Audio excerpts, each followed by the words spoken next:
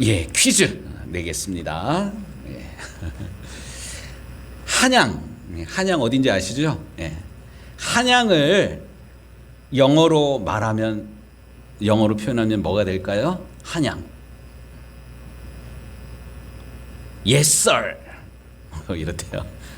뭔 말일까요? Yes, 서울. 뭐 이런 뜻이래. Yes, sir. 예, 또. 예. 일본 뱀이 우리나라 한국 뱀을 이기지 못하는 이유가 있대요. 넌센스예요. 일본 뱀이 한국 뱀을 못 이기는 이유. 독도 없고 제주도 없기 때문에. 예. 예, 오늘은 우리나라 광복 80주년을 기념하여 드리는 감사 예배 날입니다. 일제에 의해서 강제로 빼앗겼던 우리 조국 대한민국의 국권을 되찾은 날 1945년 8월 15일 정오. 그 기쁨, 나라를 되찾았다. 그러니까 우리는 자유 속에 있으니까 자유가 얼마나 귀한 건지 잘 몰라요. 하지만 아까도 얘기했잖아요. 딱 태어났는데 우리는 자유 대한민국에 태어났는데 딱 태어났는데 똑같은 조선말을 쓰는데 연변에서 태어났어. 자유가 없어. 가난해가지고 한국에 왔는데 야, 먹기는 잘 사는데 한국 사람들이 손가락질하고 막 이런다는 거예요.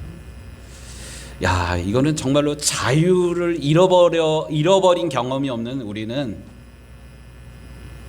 그 서러움을 모를 거예요. 이걸 바꿔서 말해서 우리가 1945년 8월 그 광복이 없었다면 우린 나라 없는 백성이에요. 뭐 그런 거 있잖아요. 우리 클 때도 우리 친구네가 우리 친구 엄마가 일찍 돌아가셨어요. 그런데 엄마가 돌아갔는데 애가 힘이 없어. 눈치 보고 뭐 이런 거예요. 부모가 없으면 이런 서러움을 당합니다. 하물며 나라를 빼앗겼다면 내 말, 내 뜻을 마음대로 표현할 수가 없어요. 근데 정말 하나님의 은혜로 갑자기 어느 날 갑자기 우리나라가 해방을 맞게 됐습니다. 좀 아쉬움이 있다면 우리가 독립운동을 한 그 결과 해방이 됐다면 뭐 분단의 어려움 또 전쟁을 치러야 됐던 이런 어려움이 없었을 터인데 생각지도 않게 2차 세계대전 가운데 일본이 미군이 쏜 원자폭탄을 맞고 무조건 항복 이러는 바람에 어부지리로 우리가 해방을 맞긴 맞았습니다. 하지만 우리가 어부지리로 해방을 맞다, 우리는 아무것도 안 하고 해방이 왔다 이거 아니에요. 우리가 잘 알고 있는 1919년 3월 1일 5등은 조선의 자주국임가 3.1운동이 일었어요. 또 상해 임시정부가 세워지고요. 또 청산리, 봉오동 전투 등 무장 그런 그 독립운동의 결과 이런 것들이 있었기 때문에 어쨌든 우리가 이런 가만히 앉아가지고 남이 차려준 밥상을 먹은 게 아니라 우리도 나라를 되찾기 위해서 몸부림쳤다는 사실입니다. 우리는 뭐 나라의 독립을 위해서 싸운 적은 없지만 해방이 된 지 80년이 지난 다음에 오늘도 우리는 일본이랑 싸워요. 어떻게 싸우느냐? 축구하면 일본 놈들은 꼭 이겨야 돼. 이런 마음들이 우리에게 있잖아요. 이런 모든 것들이 약한 사람들이 그냥 꼼짝없이 가만히 있는 그런 것들이 아니라 우리가 살아있음을, 우리의 권리를, 또 우리의 그 주장할 바를 외치고 있다라는 그런 증거입니다. 왜 이야기를 장황하게 하느냐? 오늘 우리가 읽은 성경 본문이 이 8.15 광복을 맞는 이런 우리들이 어떤 마음으로 또 우리가 우리 나라를 위해서 무엇을 외쳐야 되는지 그 영적인 의미를 우리에게 일러주기 때문에 그렇습니다. 잘 아시다시피 지금 사도 바울은 유럽의 첫 성인 빌립보에서 전도하였습니다. 그리고 그 성에 귀신의 힘을 빌려서 점을 쳐서 용하게 마칠 뿐만 아니라 그 돈을 받아가지고 주인들의 주머니를 채워줬던 그 소녀를 사도 바울이 불쌍히 여기는 그런 마음으로 고쳐줬잖아요. 그런데 이 고쳐준 귀신 들려가지고 엄한 일해서 다른 사람 배불리는 불쌍한 이 소녀를 고쳐줬는데 문제가 생겼어요. 수입이 끊어진 그 주인들이 돈 생각이 나가지고 바울과 실라를 고발을 합니다. 그래서 바울 일행은 매질을 당하고 수갑과 착고에 차인 채 지하 감옥에 갇히게 됩니다. 그런데 놀랍게도 매를 얻어 맞아서 또 얽매인 그런 죄수가 되어서 지하 감옥에 갇혀 있는 바울과 실라가 어떻게 했습니까? 누구를 원망하거나 또 하나님께 하나님 왜 이럽니까 이러질 아니하고 한밤중에 찬송하고 기도하였습니다. 그 소리를 옥중에 갇힌 다른 사람들도 듣게 됩니다. 근데 놀라운 일은 그 밤에 기적이 일어났어요. 터가 흔들리고 옥문이 열리게 됩니다. 수갑과 착고가 풀리고 문이 열렸어요. 이러면 당연히 뭐 해야 돼요? 도망가야죠. 도망을 가야 되는데 바울이랑 실라는 도망가지 않고 그대로 있었습니다. 세상 사람들의 예측이랑은 다른 삶을 사는 거예요. 이러니까 옥문이 열린 거 보고 이 간수가 칼을 빼가지고 이래도 죽고 저래도 죽으니까 자살을 하려고 그랬잖아요. 그때 옥 안에서 바울이 외칩니다. 멈추시오. 우리는 여기 있어. 이러니까 이 간수가 바울 앞에 와가지고 무릎을 꿇고 우리가 무엇을 해야지 구원을 받습니까? 이렇게 묻습니다. 지금 사도 바울은 이 억울하게 옥에 갇히고 뭐 미움이 막 부릴 듯 일어나는 그 상황 가운데 오히려 이 기회를 전도의 기회로 삼습니다. 우리가 잘 알고 있는 주 예수를 믿으라. 그리하면 너와 네 집이 구원을 받으리라.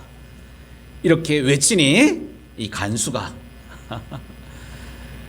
이 바울과 실라의 맞은 자리를 씻어주고 가족들을 불러다가 세례를 받고 이번에는 집으로 바울과 실라를 데려가서 그 음식을 차려주고 온 집안이 하나님을 믿게 되었다. 오늘 읽은 본문의 시작이 이렇게 되고 있습니다. 그러고 보면 화가 변화해서 복이 되는, 어려움이 변화해서 오히려 하나님을 찬양하는, 하나님께 영광 돌리는 이 상황이 지금 펼쳐지고 있습니다. 그리고 그 다음 날 오늘 본문 35절 말씀에 보니까 날이 새매 상관들이 부하를 보내어 이 사람들을 놓으라 하니, 이 사람들이 누구예요? 바울과 실라예요. 옥에 갇혀있는 바울과 실라를 놓아주려고 합니다. 이때 37절 말씀 같이 좀 읽겠습니다. 37절 말씀입니다. 바울이 이르되 로마 사람인 우리를 죄도 정하지 아니하고 공중 앞에서 때리고 옥에 가두었다가 이제는 가만히 보내고자 하느냐? 아니라 그들이 친히 와서 우리를 데리고 나가야 하리라 한데, 지금 바울이 문제 제기를 하고 있는 거예요. 우린 로마 사람이다. 로마 사람인 우리의 신분도 확인하지 아니하고 무조건 때리고 옥에 가둬놓고는 이제는 그 이튿날 아무 일 없다는 듯이 평안히 가라? 이거 문제가 있다는 그런 거예요. 여러분들 가끔 영화나 텔레비전 보다가 형사가 범인을 딱 잡으면 야, 이 나쁜 놈, 이거 수갑 딱 채워가지고 가자 뭐 이러는 거, 이거 이러면 큰일 나요. 왜 그런가요? 미란다 원칙이라는 거를 고지를 하지 않으면 이게 아무리 경찰이 공권력으로 범인을 잡는다 할지라도 과정상의 오류가 있기 때문에 과정상의 오류가 있으면 그 결과가 아무리 옳다 하더라도 이게 뒤집어지는 그런 꼴이 됩니다. 그래서 제가 어저께 저의 친구 챗 GPT한테 물어봤어요. 미라다 원칙이라는 게 뭐냐고, 그게 왜 생겼냐고. 여러분 심심하면 한번 물어보세요. 그러면 챗 GPT가 아주 자세하게 설명합니다. 1966년에 미국의 에르네스토 미란다라는 사람이 강도와 성범죄 혐의로 체포되었다 그럽니다. 경찰은 그를 체포한 후에 장시간 신문하였고 그 과정에서 경찰은 내가 잘못했습니다 하는 자백을 받았다 그래요. 그런데 이 자백했다고 조서를 꾸몄다 그래가지고 이 사람이 형이 확정되는 것 아니에요. 재판을 받아야 돼요. 판사가 뭐 몇 년, 뭐 보석 얼마 뭐 이런 것들을 내려야 되는데 재판하는 그런 과정에서요, 이 미란다가 문제 제기를 합니다. 자신은 자신의 권리를 고집받지 못한 상태에서 이렇게 맞아가지고 고문 때문에 억지로 자백을 했다, 뭐 이런 문제 제기를 하게 됩니다. 그러면서 항소를 했고 미국 연방 대법원이 이 미란다의 주장을 받아들였습니다. 그래서 이 과정 가운데 문제가 있다. 그래서 석방이 됩니다. 분명히 혐의가 있고 증거들이 있고 증인들이 있는데 과정상의 문제가 있어요. 그 이후에 우리가 영화나 텔레비전에서 보는 것처럼 경찰이 범죄 혐의자를 체포하면 미란다 원칙이라는 것을 고지합니다. 한 3가지를 고지하는데 한번 들어보셔요. 당신은 묵비권을 행사할 권리가 있습니다. 당신이 하는 모든 말은 법정에서 불리하게 사용될 수 있습니다. 당신은 변호사를 선임할 권리가 있습니다. 이거를 고지하지 않고 무조건 잡아들이면 과정상의 이 일을 행하지 않았기 때문에 나중에 판결이 뒤집어진다는 사실이에요. 결국 법의 정신이라는 것은 결과 못지않게 과정 또한 정당해야 된다고 말하고 있습니다. 바로 오늘 우리가 읽은 본문의 사도 바울은 간밤에 그들이 당한 일들이 과정상의 오류가 있음을 조근조근 말하고 있습니다. 그렇다면 바울은 왜 이 문제를 제기한 것일까요? 우리는 흔히 예수 믿는 사람은 착하고 소심하고 억울해도 참아야 된다라고 말하고 또 그렇게 스스로 생각하고 있습니다. 그러면서 늘 듣던 말, 참는 것이 이기는 거야, 참는 것이 미덕이야, 이런 이야기들 많이 듣잖아요. 그러면서 성경 말씀을 가지고 이런 우리의 마음을 이렇게 잠재웁니다. 오른편 뺨을 맞으면 어떻게 하라고요? 왼편까지 돌려대고, 억지로 오리를 가자고 하는 사람에게 심리까지 동행해 해주고, 겉옷을 달라고 하는 자에게 속옷까지 내어주라. 예수님께서 하신 말씀을 교묘하게 예수 믿는 사람을 숙맥으로 만들어버리는 그런 말씀으로 인용하고 있습니다. 그렇다면 이 말씀이 또한 있는 것을 잊어서는 안 돼요. 그게 뭐냐면 거룩한 것을 개에게 주지 말며. 거룩한 게 뭐예요? 하나님의 말씀을 개가 뭐예요? 우리가 뭐 하면 이 개만도 못한 놈 뭐 이렇게 욕하잖아요. 가장 하찮은 그런 존재를 개라고 얘기를 하는데, 예를 들어서 제가 이 금반지를 이렇게 끼고 있어요. 이게 한돈 좀 되는데 요즘은 여기 한 30만 원 된다 그러더라고요. 비싼 거잖아요. 이거 제가 급하면 이거 팔면 돈이 돼요. 그런데 이 값진 것을 제가 우리 집 개가 이쁘다고 이걸 우리 개한테 흰둥이 놈 저놈한테 주면 그 강아지가 우리 주인님이 나를 이렇게 사랑하는가 보다, 고맙습니다 이러면서 자랑하고 다닐까요? 이거 아니에요. 개는 이게 비싼 건지 뭔지 몰라요. 먹을 거 주면 좋아하지. 아무리 30만 원 50만 원짜리라 할지라도 개는 몰라요. 마찬가지로 우리가 호의를 또 배려를 이렇게 베풀어 주면 이 받는 쪽에서 감사함으로 받아야 되는데, 맨 처음에는 감사한 마음으로 받다가 호의와 배려가 습관이 되면 받는 쪽에서는 어떻게 생각하냐면 당연한 걸로, 이 당연한 것이 지나게 되면 이게 뭐가 되냐면 당연한 권리라고 생각을 해요. 제가 결혼해서 첫 목회 나가기 전에 있었던 교회가 서울 대학로 동숭동이라 그러는데, 마로니에 공원 옆에 거기 종로교회라는 데 한 2년 동안 교육전도사로 있었어요. 근데 거기 사람들이 되게 많아요. 근데 교회에 거기 주차하기가 어려우니까 사람들이 와가지고 주차를 해놓고 이렇게 가요. 뭐 급하면 뭐 그럴 수 있죠.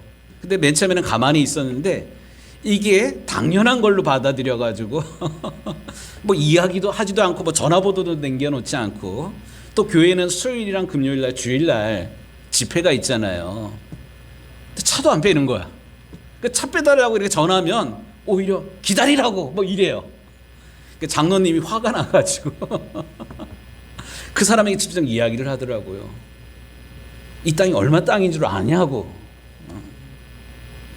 제가 그 말을 들을 땐 조금 마음이 조금 아팠는데 가만히 생각해 봤더니만 마찬가지예요. 호의, 배려를 정말 감사함으로 받는 사람에게는 이게 뭐 은혜가 되고 뭐 이러는데, 당연한 것으로 받아들이면 자기 권리인 줄 알아. 오늘 말씀에서 사도 바울이 문제 제기하는 그런 내용이 그러거든요. 밤새 잡아다가 때리고 옥에 가둬놓고는 그 다음날 뭐 어떻게 해요? 아무 일도 없다듯이 평안히 가라는 거예요. 얻어 맞아가지고 막 이런데 평안히 가라. 미안하다 이런 말도 안 하고, 이게 문제가 있다는 것입니다. 그러기 때문에 사도 바울이 지금 문제 제기를 하고 있어요. 우리는 로마 사람이라는 이야기를 2번이나 얘기하고 있어요.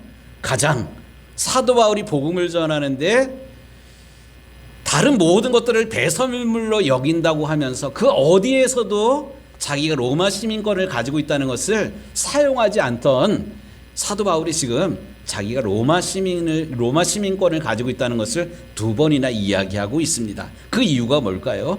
또 죄도 정하지 아니하고 공중 앞에서 때리고 옥에 가두었다가는 이제는 가만히 내보내고자 하느냐, 이런 문제 제기를 하게 되니까 이 문제 제기를 딱 바꾸는 그 관리들이 듣고는 두려워하였다라는 말씀이 오늘 성경 말씀 가운데 나오고 있습니다. 38절에 그러잖아요. 그들이 로마 사람이라고 하는 말을 듣고 두려워하여 와서 권하여 데리고 나가. 이들의 태도가 지금 이렇게 바뀌고 있어요. 여기에 합당한 우리나라 속담이 있어요. 그게 뭘까요? 지렁이도 밟으면 꿈틀거린다. 살아있는 존재는 자기가 위험에 처하고 해코지를 당하면 그냥 가만히 있는 것 아니에요. 아까 우리나라가 일제에 의해서 36년간 억압을 받을 때 대한독립 만세를 부르고요. 또 농토를 버리고 나가서 청산리 전투, 봉오동 전투에서 어쨌든 일본의 무력과 맞서 싸우고요. 뭐 그랬잖아요.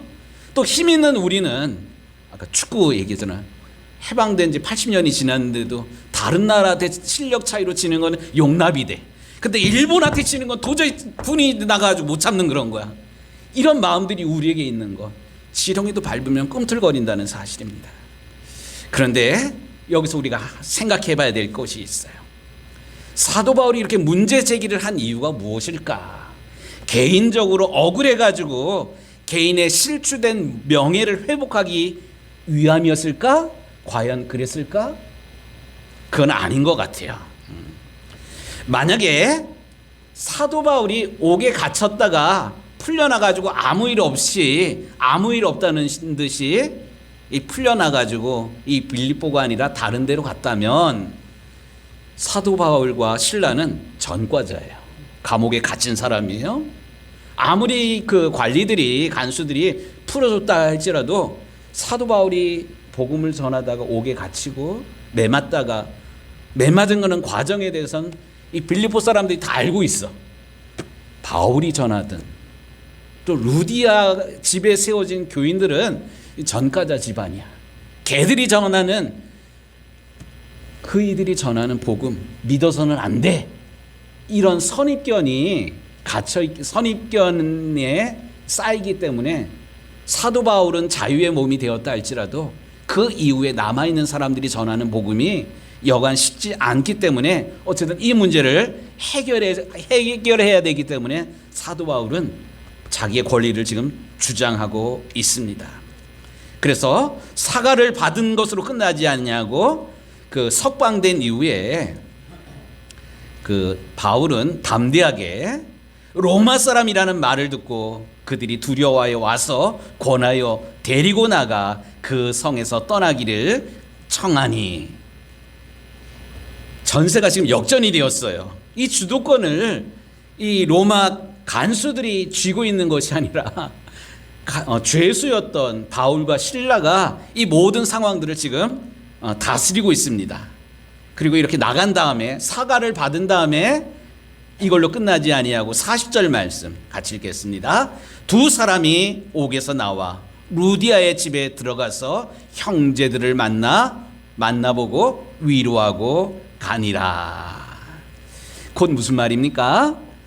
사도 바울이 이렇게 권리를 주장했던 거는 개인의 분노를 풀기 위함이 절대로 아니었다는 사실이에요. 곧 복음의 길과 공동체의 안전을 지키기 위해서 사도 바울이 지금 이와 같이 자기의 권리를 주장하였다는 사실입니다. 이제 오늘 말씀을 마무리해야 되는데, 사실 저도 올해 목회를 한 지 한 28년 정도 이렇게 되는데, 목회를 하면서 제가 저의 권리를, 교회의 권리를 이렇게 강하게 주장한 사건이 하나가 있어요. 그게 뭐냐면 1997년도 1월 7일부터 제가 목회를 시작을 했거든요.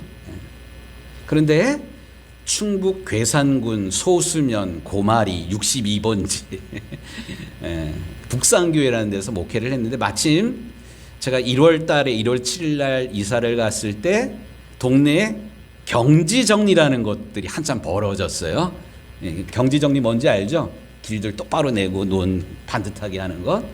이 경지정리하면서 교회 쪽에 있는 그 수로를 정리를 안 해줘가지고요.